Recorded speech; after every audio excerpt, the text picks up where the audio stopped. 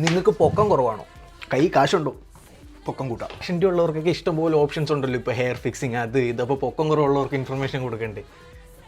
ഇതൊരു ഇൻട്രസ്റ്റിംഗ് പ്രൊസീജിയറാണ്, അത് പറയാനായിട്ടാണ്. എനിക്ക് തോന്നുന്നു ഇപ്പോൾ ഇഷ്ടംപോലെ ആൾക്കാർ ചെയ്യുന്നുണ്ട്. യൂട്യൂബിലൊക്കെ നോക്കി കാണാം. ലിം ലെങ്തനിങ് സർജറി എന്ന് ഇതിൻ്റെ പേര്. ഇതിനകത്ത് ഇവർ ചെയ്യുന്നത് എന്താ അറിയോ?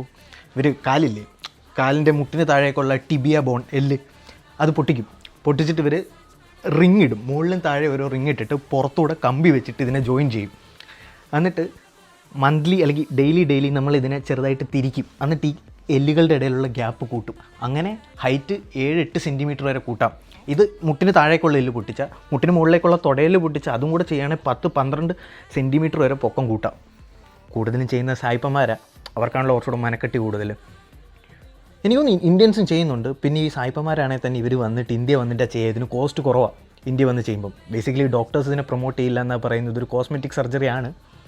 This was started in Russia. അവിടെ യുദ്ധത്തിൽ കാലിന് ഡിഫോമേഷൻ വരുന്നവർക്ക് ചെയ്യാൻ വേണ്ടി തുടങ്ങിയത്. പക്ഷേ ഇൻട്രസ്റ്റിംഗ് ഫാക്റ്റ് അല്ലേ, 10-12 സെൻറ്റിമീറ്റർ പൊക്കം കൂട്ടാൻ പറ്റും പൊക്കം കുറവുള്ളവർക്ക്. റിസ്ക് കൂടുതലാണ്, പാളിപ്പോകുന്നവരുണ്ട്, ബട്ട് സ്റ്റിൽ ഇൻട്രസ്റ്റിംഗ്.